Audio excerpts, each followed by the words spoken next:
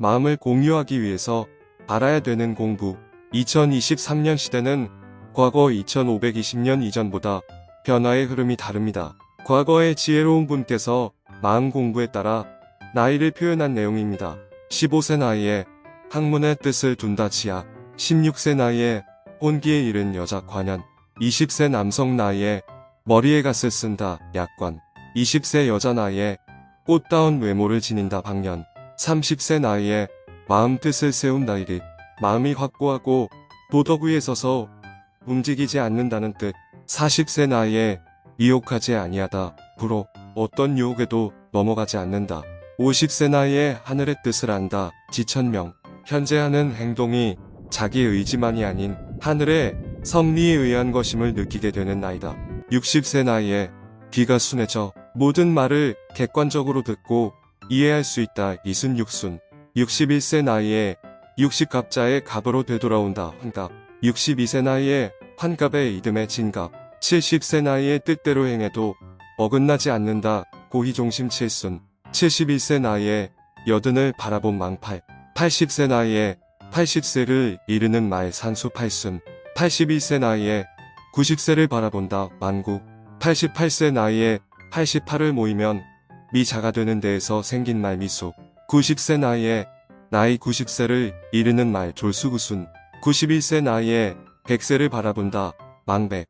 100세 나이에 병 없이 하늘이 내려준 나이 상수. 111세 나이에 황제의 수명 보는 나이 황수. 120세 나이에 타고난 수명 천수. 이것은 가장 중요한 개인에 대한 마음 공부를 위한 내용인 것 같습니다. 현 시대를 대한민국에서 세대별로 구분하는 방법은 1세대는 1945년 이전 출생자, 2세대는 1945년부터 1963년까지 출생자, 3세대는 1964년부터 1979년까지 출생자, 4세대는 1980년부터 1999년까지 출생자, 5세대는 2000년 이후 출생자. 다르게 구분하는 방법도 있습니다. 베이비붐 세대는 1955년부터 1963년까지 출생자, 6.25 전쟁 직후 마지막 주산 세대이자 컴맹 1세대입니다. 386 세대는 1961년부터 1969년까지 출생자, 1980년대 대학 생활을 하며 민주화 투쟁에 앞장섰으며 컴퓨터 386 CPU로 배우기 시작한 세대입니다. X세대는 1970년부터 1980년까지 출생자, 경제적 풍요 속에 각자의 개성을 드러내기 시작한 세대입니다. 밀레니얼 세대는 1980년 초반부터 2000년 초반까지 출생자, 베이비붐의 자녀들이며 밀레니엄 2000년을 맞아 대학에 들어갔으며 X세대의 다음 세대란 이유로 Y세대로 불리기도 합니다. Z세대는 1990년 중반부터 2000년 초반까지 출생자, X세대의 자녀들이며 2005년 출범한 유튜브와 함께 자랐으며 유튜브 세대라고 불리며 TV나 PC보다는 스마트폰을 보고 글보다는 이미지와 동영상 콘텐츠를 선호하는 세대입니다.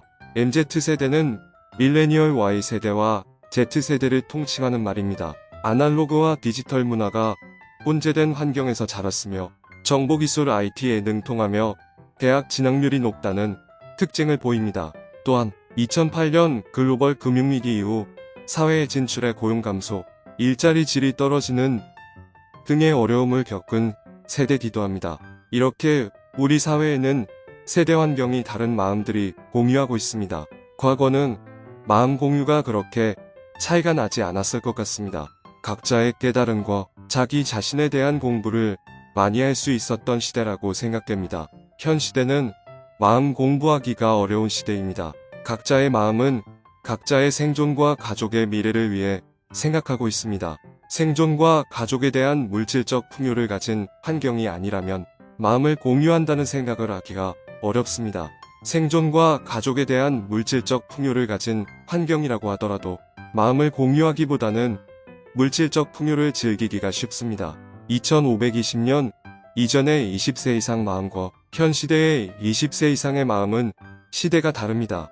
현재의 MZ세대 마음은 다른 방식으로 이해를 해야 된다고 생각합니다. 2, 3세대가 4세대, 5세대 마음을 공유하기 위해선 시간을 다르게 느껴야 됩니다.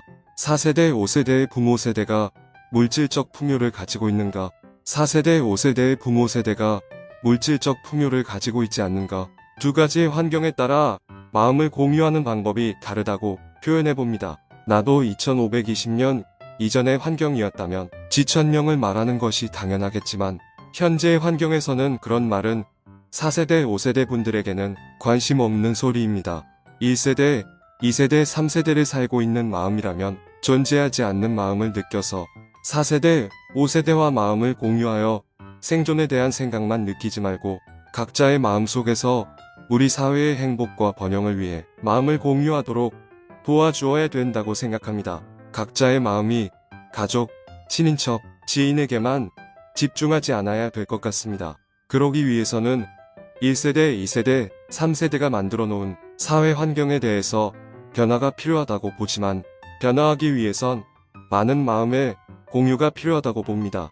왜냐하면 각자의 생존은 필수 조건이기 때문입니다.